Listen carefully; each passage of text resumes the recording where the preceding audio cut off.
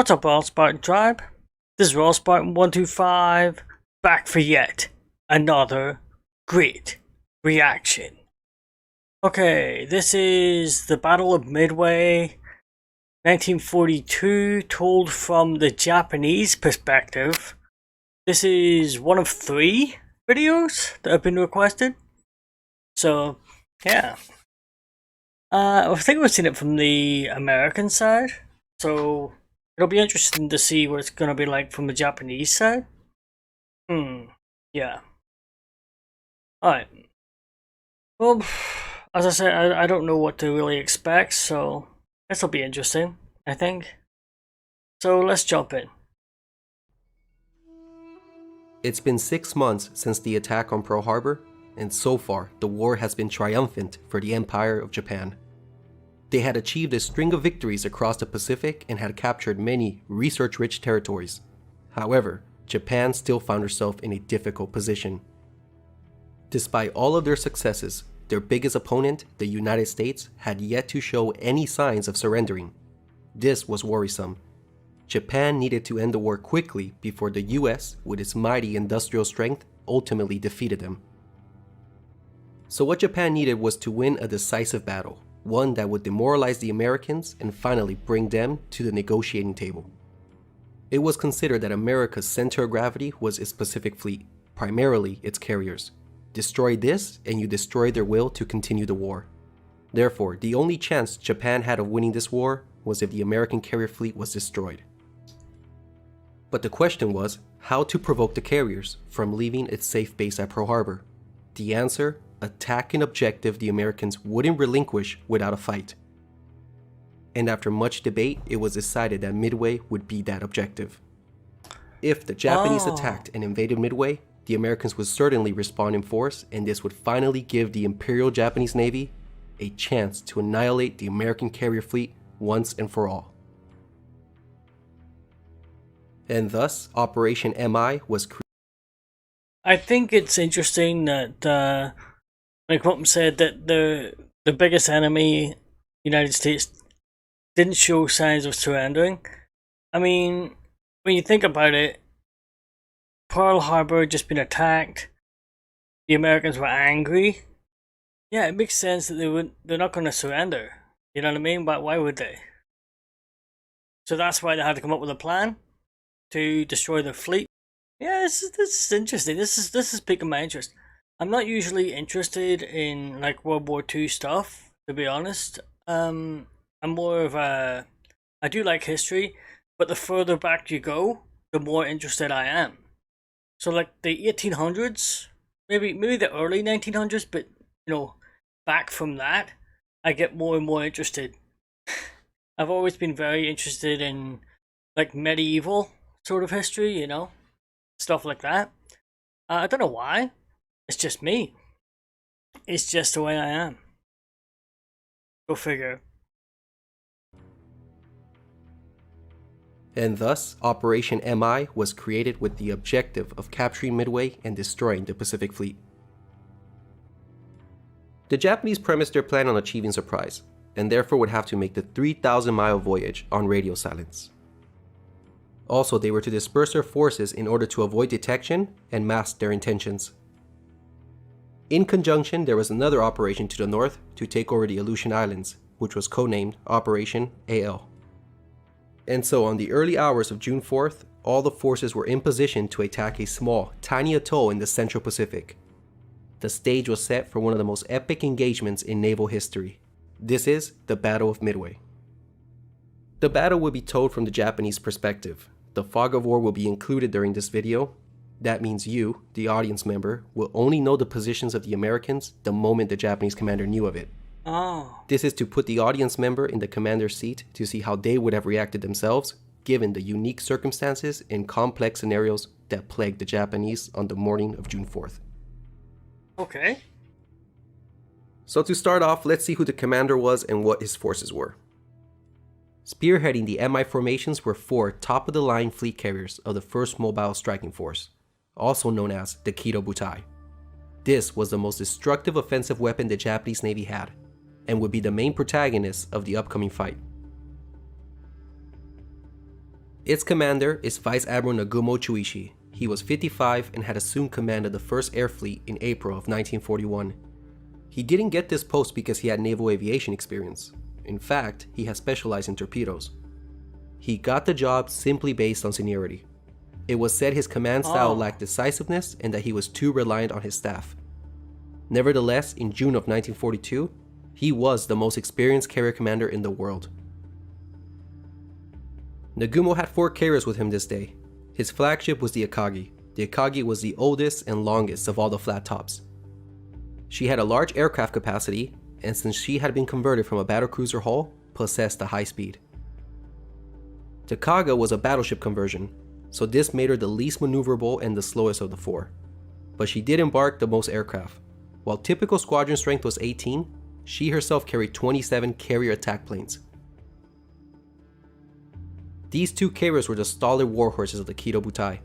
They packed a mean punch and were not to be messed around with. Next came the 2 dashing cavaliers of Carrier Division 2. They were the smaller but more nimble Soryu class. They were designed from the keel up, had a good air group size, and a very high speed due to their light hulls and construction. However, the downside was that they were lightly armored. The Soryu came first, being commissioned in 1937. She was well liked in the Navy. Her near sister ship, the Hiru, was almost identical, but had a larger bridge and was slightly better armored. Rear Admiral Yamaguchi was the commander of Carrier Division 2, and he made the Hiru his flagship.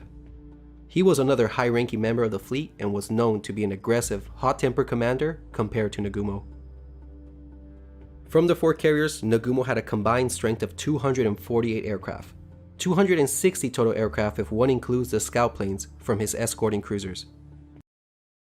Okay, this one's losing me. There's a lot of information, and my concentration is not that good. It started off when I was like, oh, this is gonna be good, yeah. But it's just, he's telling you, I mean, it's good that he's telling you everything, sure. But for me personally, my concentration just is almost non-existent. So he's talking about stuff and I'm like, yeah, that's great, yeah. You know, I'm just not into all the information personally. I mean, you get people who love all that, who really live for all that, you know. I'm just not one of them. I just can't wait for him to get to the action, you know what I mean? I'm just like that. To Nagumo. From the 4 carriers, Nagumo had a combined strength of 248 aircraft, 260 total aircraft if one includes the scout planes from his escorting cruisers. What was equally important than the aircraft themselves was the quality of Nagumo's aircrews.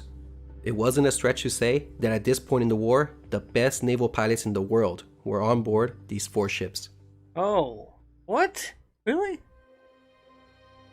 Nagumo's mission was not going to be a walk in the park. He essentially had a dual mission. 1. Take out Midway. He needed to neutralize the base and its aircraft before the invasion convoy arrived 2 days later. Yeah. And task number 2 was to keep a lookout for enemy carriers that might appear in the defense of the islands. Now this was unlikely, as the Americans were not expected to react so quickly to the invasion. But as a safe measure, he was to keep half of his strike force armed with anti-shipping weapons in the event the Americans did show up early. It has to be mentioned here that there were some ominous signs for the Japanese. As mentioned, the Japanese were counting on surprise for this bold operation to succeed. Yeah, because you see them like send out planes, because I don't think they had radar at that point. I think with the British, I think it was the British that invented radar, wasn't it? I think it was. So they were pretty much the ones that had it, right? The Americans might have had it too. I'm not sure. I don't think so though. Let me know. Let me know. But I'm pretty sure it was the British. It might have been the Americans that developed it or something. I don't know. But I know the British had it at one point. You know, because they were like making bombing runs and stuff. And people were asking them how they were able to do it at night. And they said, oh, we eat lots of carrots. So they could see at night, you know? But because it was top secret, nobody could know about it. In the event the Americans did show up early. It has to be mentioned here that there were some ominous signs for the Japanese. As mentioned, the Japanese were counting on surprise for this bold operation to succeed. However, on the eve of battle, there were signs that this may not be going their way. Intelligence had revealed suspicious enemy activities around Midway, meaning the Americans were more alert than they should have been. Oh. And second, it must be emphasized that the Japanese, up to this point, have failed to confirm the location of the carriers. The Japanese believed they would have to face against 2, possibly 3 carriers to their 4, so it was imperative that they get a confirmation of their whereabouts. It was believed that they would still be in Pearl Harbor during the first days of the operation, and there were 2 attempts to verify this. The first was a reconnaissance mission to reconnoiter Pearl Harbor. However, this mission had been cancelled. But there was still a fallback plan, a picket line of submarines ahead of Nagumo's force, and so far, none of them had reported anything at all. This indicated to Nagumo that the American carriers were most likely still in port. So as far as Nagumo was concerned, everything was going as planned.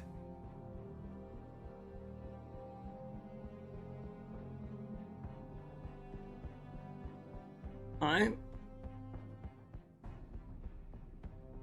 Dawn, June 4th.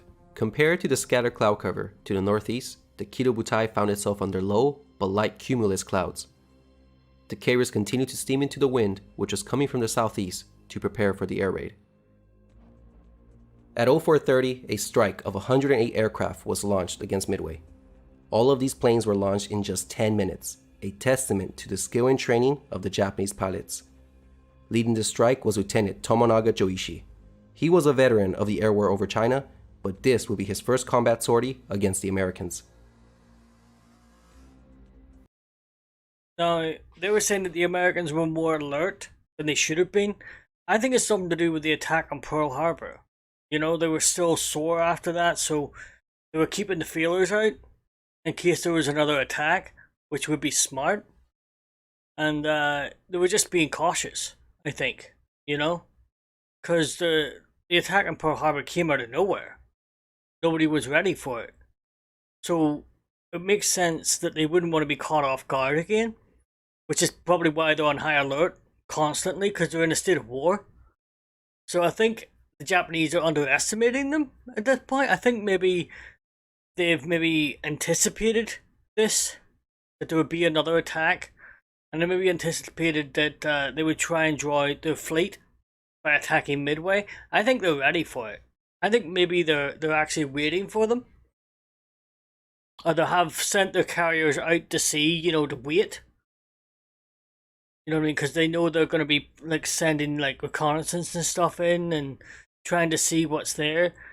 But their carriers are maybe, or their fleets maybe out, waiting for the signal to go in when the Japanese are going to attack. I think they're ready. I think they're going to be there, ready for them in some way, you know?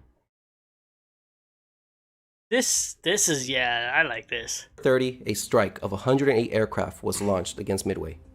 All of these planes were launched in just 10 minutes, a testament to the skill and training of the Japanese pilots. Leading the strike was Lieutenant Tomonaga Joichi. He was a veteran of the air war over China, but this would be his first combat sortie against the Americans. Nagumo had to keep the other half of his planes in reserve in case American carriers appeared. The pilots in this group were the A-Team, the best the Kido Butai had to offer. Akagi's torpedo squadron was said to be the best in the Navy, while Carrier Division 2 had the reputation of having the best dive bombers. Any report of an American carrier, and these pilots would make easy work of them.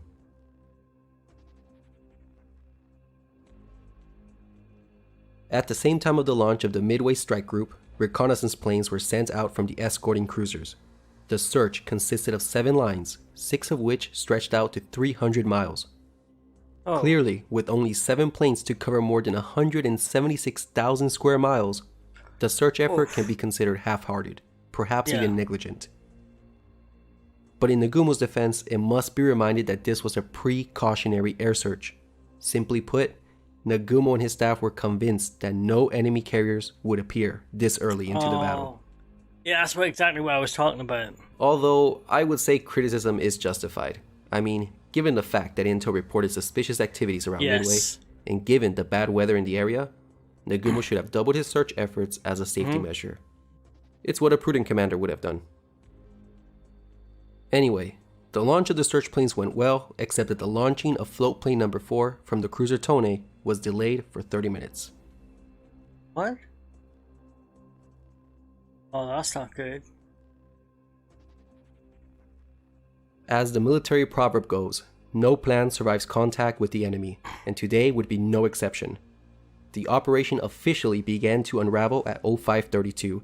An American Catalina PBY was spotted surveying the Kido Butai. Damn, Nagumo had been spotted, meaning surprise had been lost. Yeah. This meant that the Americans would be able to get their land-based aircraft airborne before his strike arrived. Oh.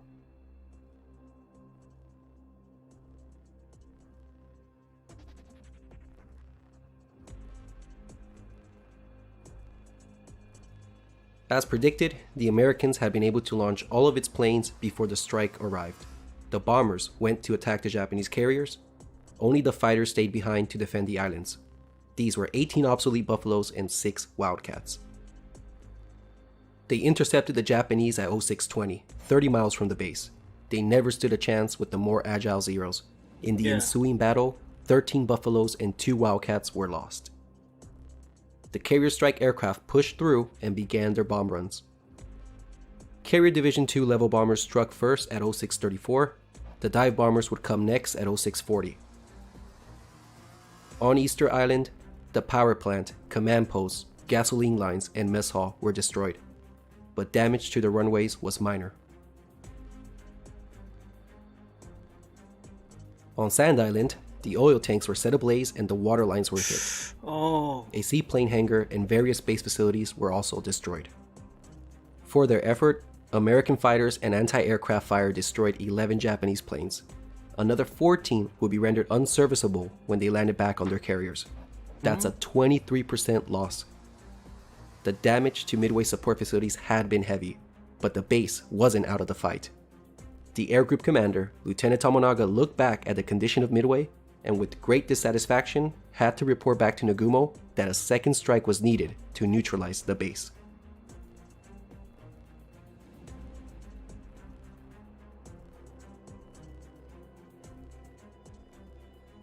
What follows next is a series of complicated events and situations happening to both the Kido Butai and on board Nagumo's headquarters.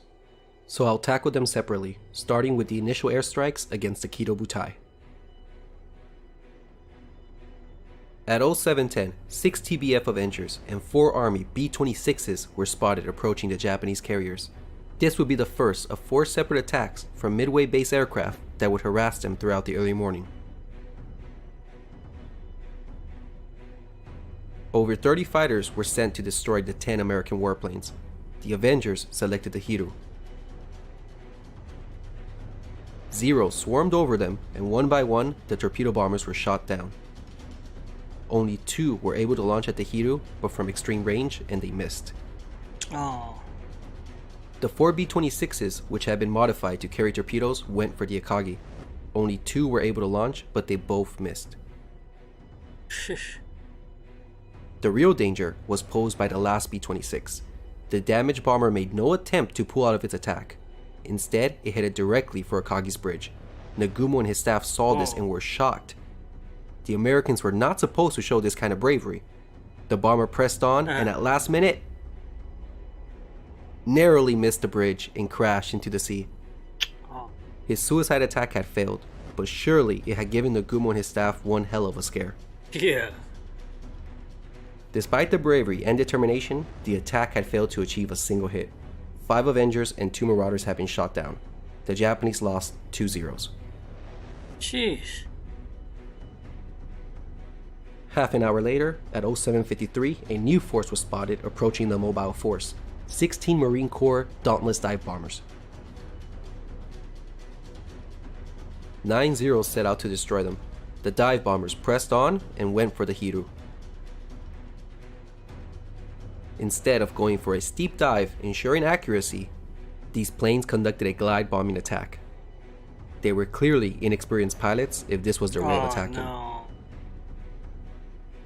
They managed to bracket the Hiru with some near misses, but ultimately no hits were scored. They lost half of their squadron, leaving only 8 Really? survivors to return to Midway. The Japanese lost only 1-0. And shortly after that attack, 15 Army B-17s attacked from 20,000 feet. At this Yeah, I'm just gonna say that it said that the pilots must have been inexperienced. In other words, the Americans weren't really ready. You know, they were just putting like maybe pilots that have been partially trained in these planes because maybe that's all they had. Maybe these are trainees that were there to train on in Midway, you know. So they sent them out because they couldn't do anything else really. Or maybe the most experienced pilots are on the carriers. Like I said, waiting. But then why wouldn't they send them in? Why would they wait? Maybe they're waiting for a better opportunity to catch them off guard. I don't know. I'm not a strategist, not even a little bit. they managed to bracket the Hiru with some near misses, but ultimately no hits were scored. They lost half of their squadron, leaving only 8 survivors to return to Midway. The Japanese lost only 1-0. And shortly after that attack, 15 Army B-17s attacked from 20,000 feet. At this altitude, the B-17s were immune to the anti-aircraft fire below them. However, this also greatly diminished their accuracy. They went after the Soru, Hiru, and Akagi, but the carriers below them had more than enough time to conduct evasive maneuvers and avoid the bombs. There were no losses on either sides and no hits were scored. Only near misses on the Soru and Hiru caused any alarm. A remarkable set of photographs were taken at this moment. Here's the Hiru dodging a couple of very near misses. Ooh. Note the 3 fighters of Combat Air Patrol on their flight deck. Here we got the Akagi, Nagumo's flagship, while under attack. Easily noticeable is the red rising sun painted on the deck. And the third picture shows the Soru. She's conducting a tight turn to starboard to avoid being hit. Carrier doctrine and flight deck operations need to be commented on here. During attacks, the main priority was obviously the defense of the carriers. This came in 3 forms: anti-aircraft fire, combat air patrol, and evasive maneuvers. Japanese anti-aircraft fire capabilities were very weak, so could not be counted on. So this left fighter cover and evasive maneuvers as the main forms of defense for Nagumo's force. There was a downside though. One, due to the evasive maneuvers that require wild and violent turns, it was obviously dangerous to spot or launch a squadron of aircraft while being bombed. So let's say you wanted to launch an airstrike, but then you found yourself under attack. It would actually be better to wait until the attack was over to then fly off for strike. And second point, as these pictures show, Japanese flight decks had to be kept clear anyways during air attacks for the replenishment of their own fighters. And this was rather frequent since the Zero had about 7 seconds of cannon ammunition. Fighters were given priority because they did after all provide the most effective measure of defense. Yeah. Hence, the only activity you would see during attacks was the recovery, replenishment, and relaunching of these small packets of fighters. 3 at a time, sometimes 6 at a time. In other words, and the point I'm trying to drive in here was that, as a general rule, you couldn't launch a strike while under attack. So let's just say hypothetically that at this moment Nagumo wanted to send a strike. It was prudent to just wait until the attack was over, maybe 15-20 minutes, and then launch his aircraft. So maybe these attacks aren't being accurate or deadly, but they are hindering flight operations. Keep this in mind as you will see the fateful consequences of it. Midway's final attack came at 0827. 11 old Marine Corps Vindicator dive bombers arrived from the southeast. These were obsolete bombers and they wisely decided not to go for the formidably defended carriers. Instead, they selected the battleship Haruna as their target. There were 11 fighters on combat air patrol to oppose them. The Americans persisted and made their dives on the Haruna, but once again, none of them scored a hit. 2 Vindicators were lost during the attack. And in the midst of all of this, a submarine had been spotted, and at 0825 it fired a torpedo at the battleship Kirishima. The battleship dodged it by turning to port, and the destroyer Arashi was detached and sent in pursuit to chase down the submarine. As you can see, this had all been a narrow escape for the Japanese. These series of close calls surely had everyone on the edge of their seats. Although the Japanese were impressed by the determination of the attacks, they were not impressed by the skills of these pilots. Yeah. Despite 52 planes being dedicated to the attack, not a single hit was achieved on the Japanese. The biggest success these attacks had was that it had kept the Japanese off balance from 0700 to 0830, which, as we will see, was a critical time for Nagumo.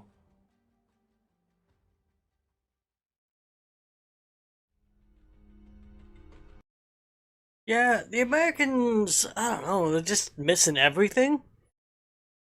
I mean, it's easy to say that, you don't have to go through it, but it's almost like the people just aren't trained very well. I don't know. Then you see, they weren't really ready to join the war, right? Maybe they were, but a lot of the people they have are new recruits, probably. Maybe they haven't been trained up properly yet. I don't know. That's what it looks like to me. It looks like they're just more or less like raw recruits or half-trained recruits, and they're just not ready for actual combat.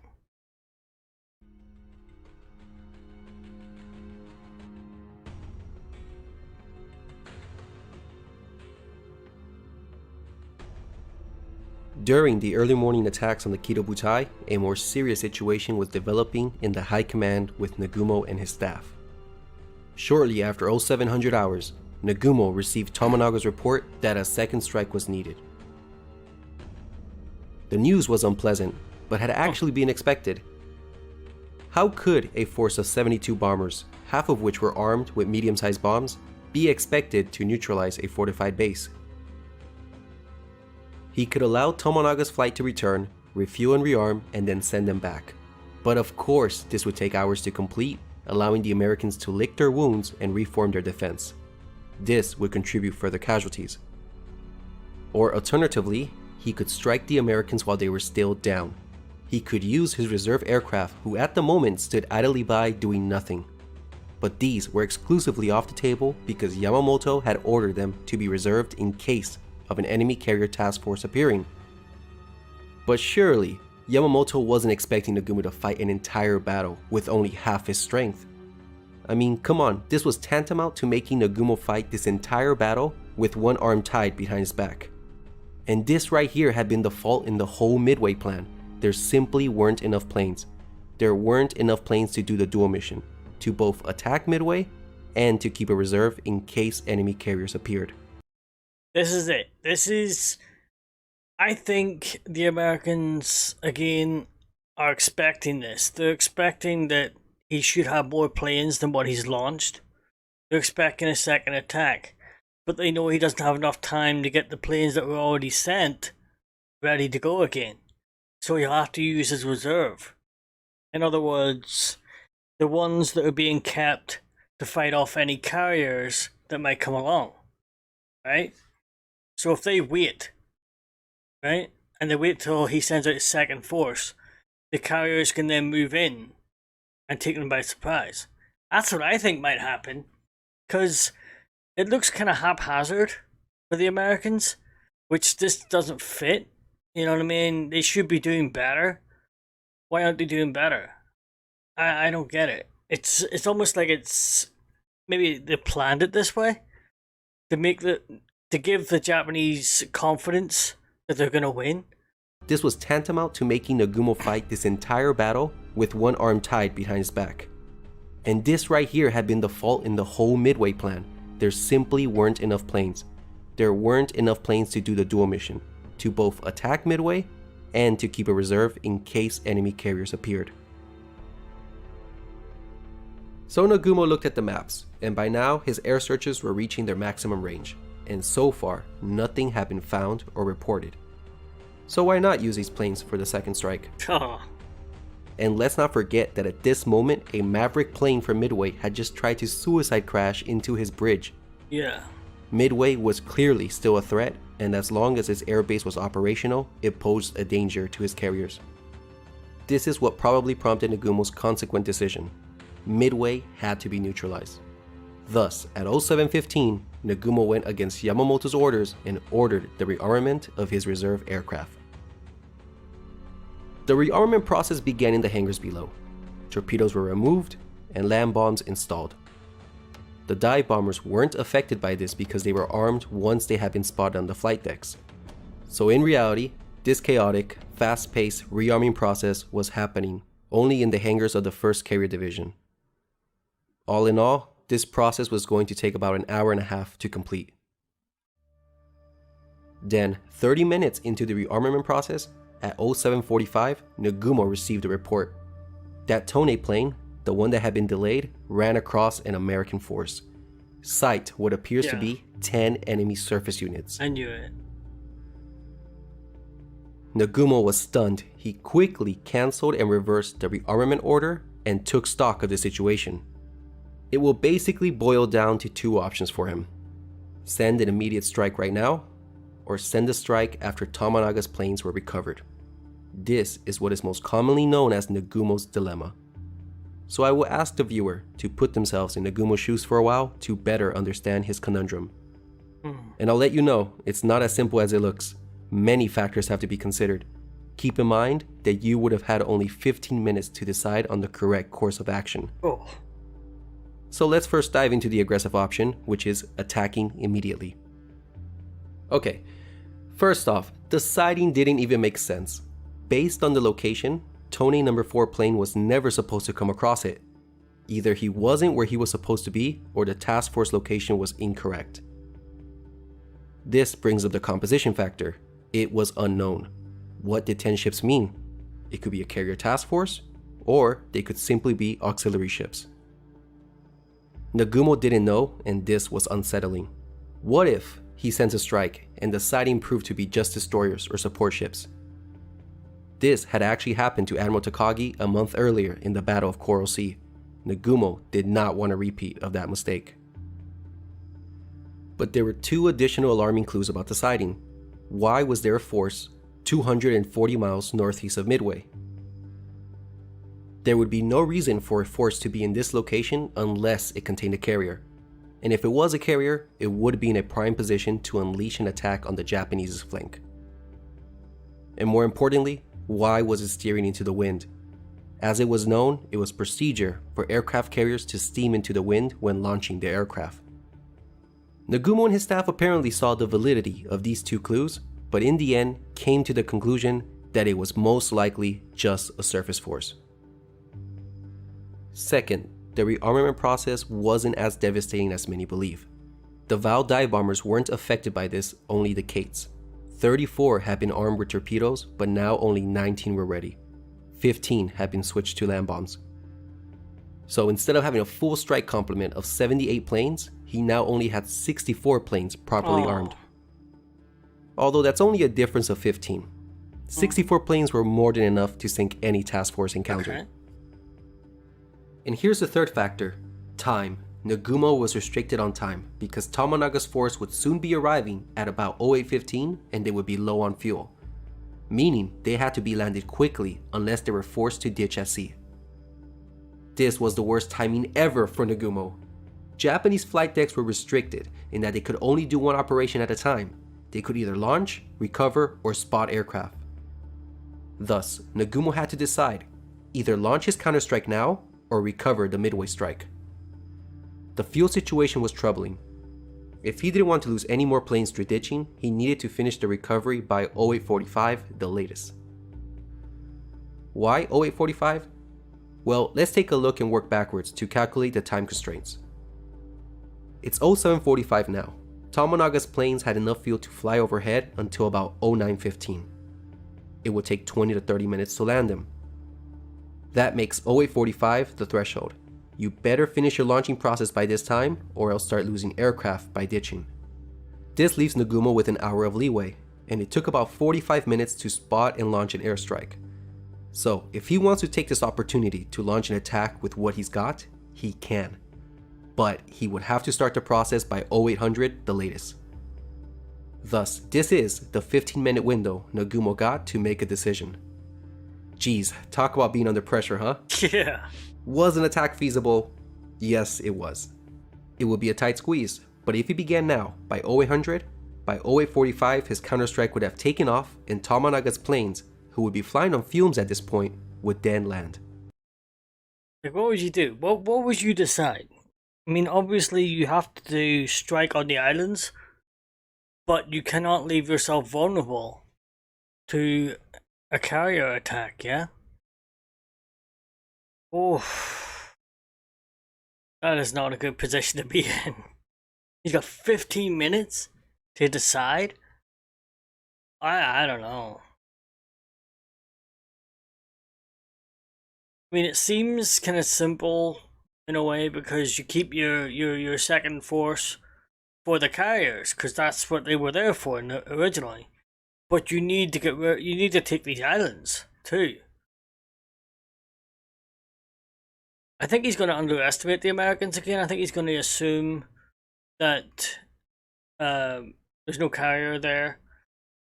Maybe it's just a diversion to try and, put them off. And he's going to go for the islands. And it will be a carrier, maybe? I don't know.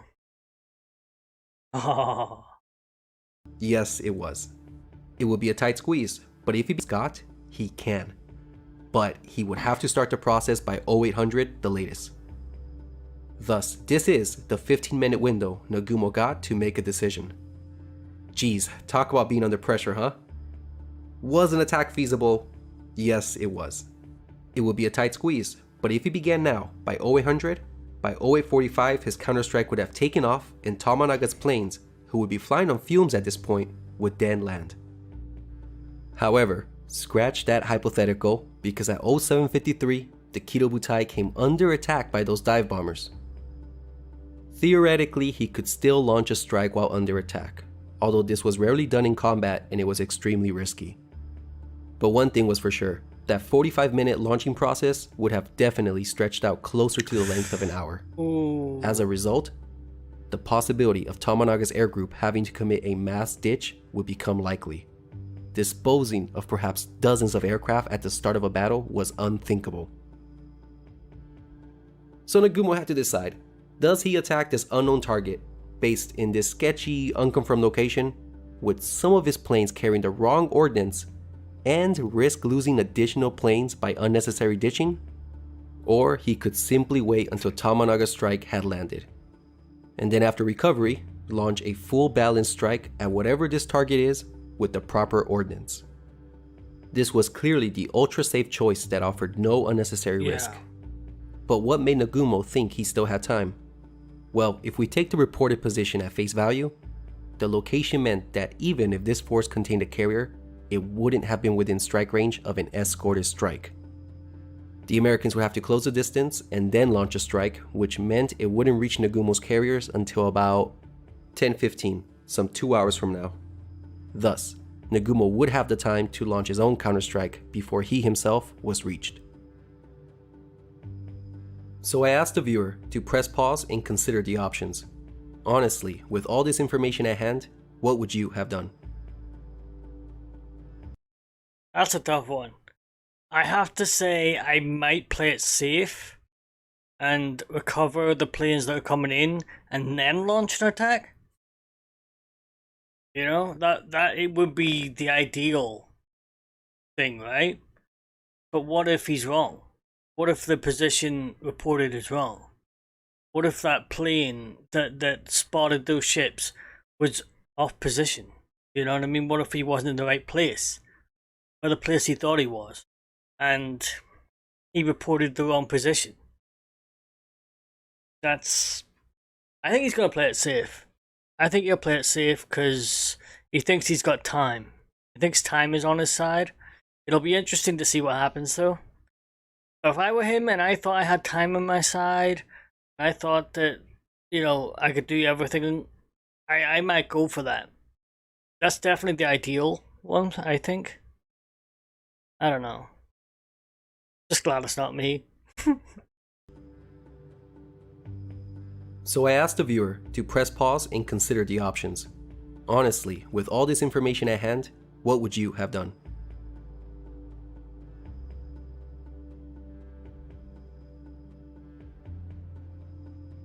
With the conservative mindset that Nagumo had, it's not too difficult to imagine which course of action he took. Yeah. He went for the safest option. He would recover his planes first, and then launch a powerful, well-balanced strike at the enemy. Nagumo opted for this choice because it promised mass and coordination over anything else. For as much as Nagumo has been criticized, his decision was doctrinal. If any other Japanese commander had been in his place, they would have also made the same decision. Oh. But I'm guessing that was the wrong one. So let's continue the saga. Down below, the crews in the hangars worked feverishly to change the Kates with land bombs back again to torpedoes. In the midst of all the chaos, the bombs were not stored away safely. Instead, they were laid haphazardly around the hangar. What? Above in the bridge, Nagumo waited impatiently for further information. And it wasn't until 0820 that identification of the surface units finally came through. The enemy is accompanied by what appears to be a carrier. Oh. This was dreadful news. Oh. Well, you may ask, why not attack now that you have definite confirmation of a carrier? Well, it would still take 45 minutes to get the aircraft out of the hangar, spotted, and launched. Meanwhile, Tomonaga's air group would all run out of fuel and crash into the sea. And just there, you lost 97 planes. Also, the strike would have to go unescorted since all the fighters have been brought up to assist in the air defense of the mobile force during the recent attacks. So the option of launching an unescorted strike, which was bound to receive heavy losses and lose 97 planes through mass ditching, wasn't seriously going to be considered by Nagumo. No. Basically, it was too late for Nagumo to attack now. He had made his bed, and now he had to lay in it. He would have to wait. Thankfully for him, the last morning attacks died down by 0837. The Kido Butai finally got a break from all the morning attacks and could now begin recovering the aircraft. From 0837 to 0910, Tomonaga's strike force was safely landed. While one can sympathize with the predicament Nagumo was in, there was a decision that was questionable. The Kido Butai changed course to the northeast after recovering the airstrike. Why? This was not necessary. Japanese planes outranged the Americans. There was no reason to close the gap. It would just make it quicker for your opponent to reach you. Yeah. A wiser decision would have been to head northwest, still allowing you to strike back, but keeping you at the extreme striking range of the Americans. Yeah. With the last of his aircraft recovered, Nagumo was now free to begin spotting his planes on the decks. It was looking good for Nagumo. All he needed now was a 45-minute uninterrupted window, and a powerful counterstrike would be dealt to the Americans. However, events would soon foil his high hopes.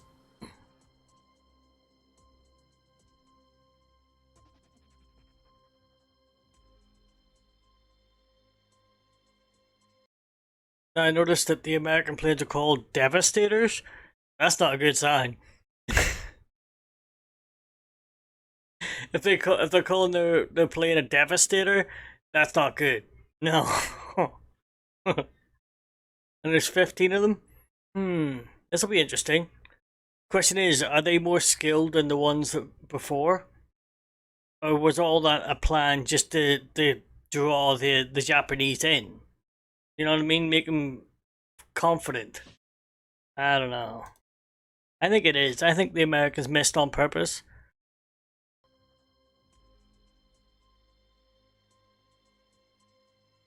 Off to the north, enemy aircraft were spotted. Damn, instead of preparing to launch his strike, Nagumo would now be forced into evasive maneuvers and focus on protecting his carriers from the forthcoming assault. These 15 Devastator torpedo bombers were coming in and with no escorts. They would be easy prey for the 30 fighters that were protecting the mobile force. The 4 carriers turned to port to present their stern to the incoming attackers. What followed next was a stern pursuit, which put the Devastators at a disadvantage because of their slow speed. They could barely break 100 knots while carrying their ordnance. The fighters swarmed over them with impunity and they were cut to pieces. Oh. 2/3 were intercepted before they were even close to making their run-ins. Only 3 got close enough to threaten the Soru, but ultimately only one, just one of the 15, was able to launch its torpedo. However, he missed not it. only did his torpedo miss, but the pilot was shot down himself. The attack had lasted about 15 minutes. Although the Japanese probably didn't know it at the moment, they had just destroyed an entire squadron, and there were no hits to stand for it. There would only be one survivor of the 30 aircrew who participated in this heroic attack.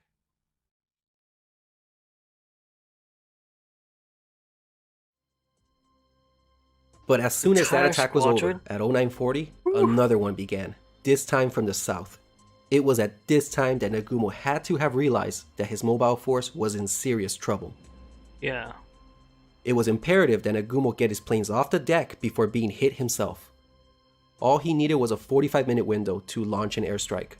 But during attacks, he couldn't launch a strike because his flight decks were solely occupied with the replenishment of the combat air patrol fighters. To add to the mess, he was in a dangerous state because at the moment he was at his most vulnerable. His planes were fully fueled, armed, and parked densely within the hangars of his carriers.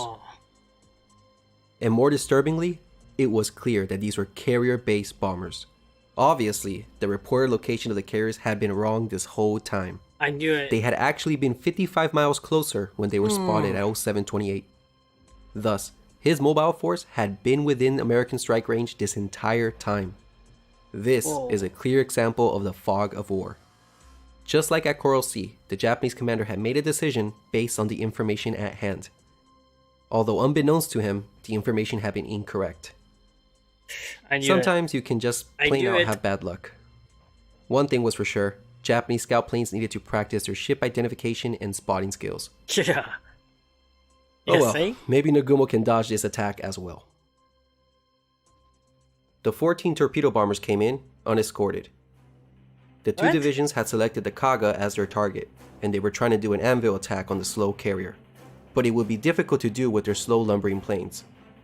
Initially, they came in unopposed, but then Zeros swarmed over them and the rightmost division took the brunt of the attack. 2 torpedoes were launched, but the Kaga dodged them. With additional Zeros added to the fray, only 3 torpedoes from the other division were released. But just as before, the Kaga skillfully avoided them as well. Once again, an attack had been pressed on gallantly by the Americans, but it had been ineffective. 9 of the 14 bombers were shot down, and of these 5 survivors, 1 had to ditch on the return trip.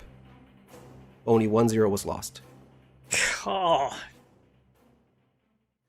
And when that attack finished, guess what? Another one began. You have got to be kidding. For the last 50 minutes, these piecemeal attacks, although as ineffective as they were delaying the launch of the desperately needed Japanese counterstrike.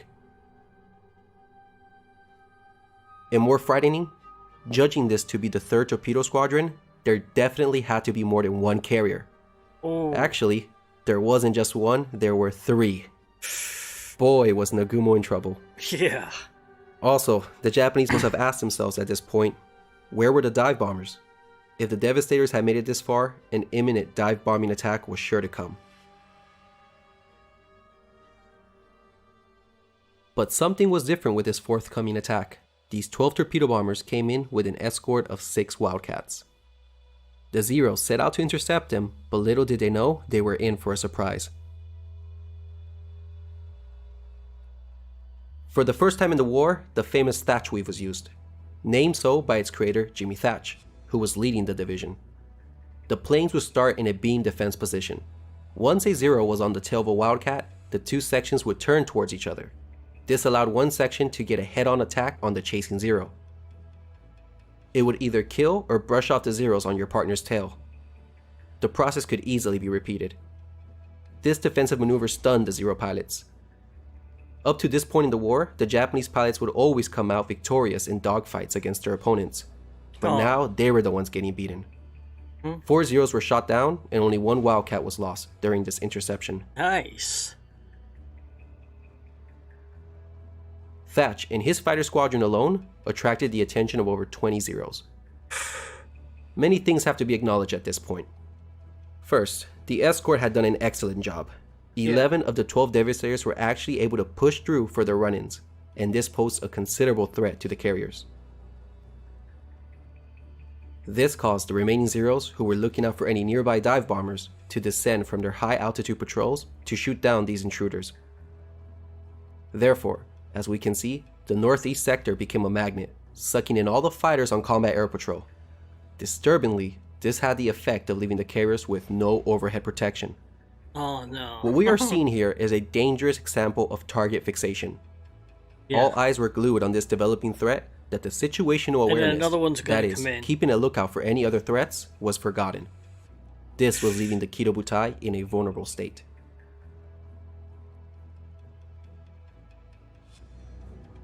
The American bombers carried on, but with fresh Zeros diving from above, the Devastators stood little chance to prevail.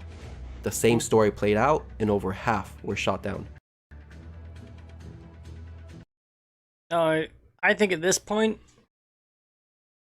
the dive bombers were going to come in. You know what I mean? That was pretty much their.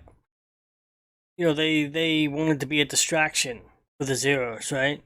So they're bringing the Devastators in. They have an escort, but then the dive bombers are going to come in for another position, another way. Yeah, I think this is planned, probably. You know what I mean? Hoping the Devastators will get through. If not, then the dive bombers will, because obviously there's no overhead protection for the carriers, Japanese carriers. Ooh. Half were shot down. Eventually, only 5 would end up launching at the Hiro, but the Japanese carriers successfully avoided them. The end result would be that 10 of the 12 torpedo bombers were lost, and one of their 4 escorts for no hits. This last torpedo attack probably accounted for about 7 fighters.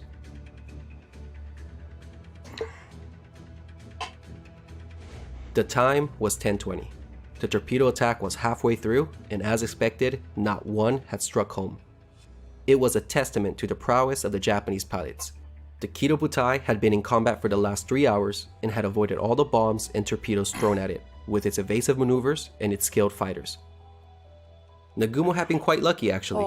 His mobile force, with no radar, had shot down 53 aircraft at this point and had lost only 11 fighters itself, and there wasn't even a scratch on his ships. Jesus. But it was precisely at this moment, when all the fighters were down below fighting off this latest assault in the northeast sector, I knew it, yeah. that a new threat emerged, high above. 50 dive bombers were approaching overhead, undetected and unopposed, from and both coming sides. from 2 different directions. Nagumo's luck had finally run out. Yeah. I knew it. I knew that was going to happen. Here we go.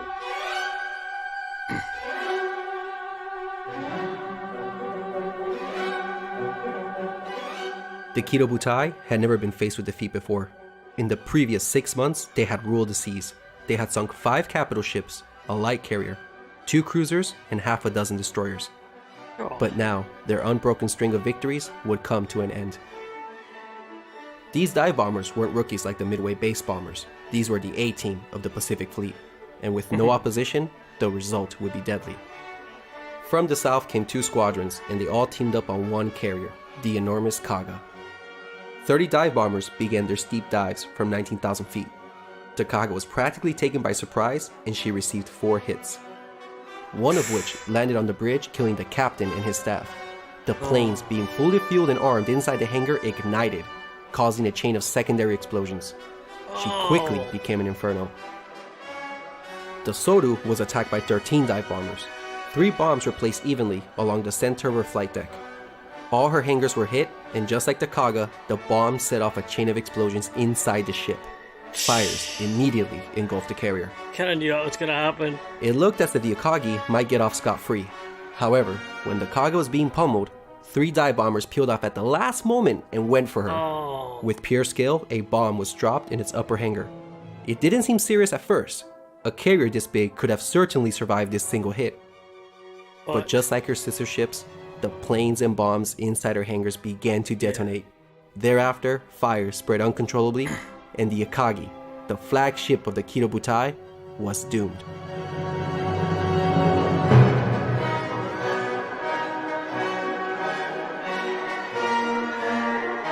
So that's 3 of the 4 ships. Oh, that's bad. In less than 5 minutes, history had changed. The power I knew it. I knew it. I said it. I said it was going to happen, and it happened. Yeah. Yeah, the rookie pilots were just there because they were there, pretty much. Just to sort of try and fend them off until the A team could get there and finish the job, so to speak. Oh, that's because you knew when they were saying that the planes were there and they had the bombs attached, fully fueled, and you're just like, yeah, that's like a powder keg, just ready to go up. One spark, one bomb is all it takes. That's it. Boom. That's it. You're gone. Ah, and you saw it coming. That's the thing. Apparently, the Japanese didn't see it coming, but we did, didn't we?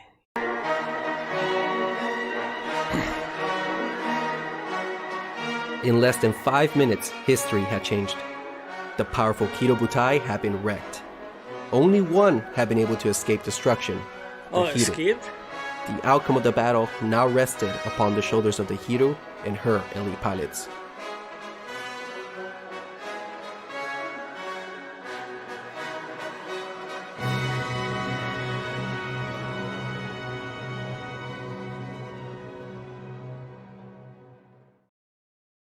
Okay, that is the end of the video. That was a long one. 40 something minutes on its own? 43 minutes? There's going to be a bit longer than that. Once you put my stuff in there too. But yeah. Hope you like this. I loved it. I thought it was great. I'm not usually into these sort of things, but I really liked it. I really did. It's just the way he did it. It's just enjoyable. You know what I mean? If you have any like medieval stuff, or anything from like the 1800s backwards, anything further back you go, like I said, the more interested I'll be. So yeah, don't be afraid to request stuff like that about history and stuff. So yeah, until next time, I am out of here.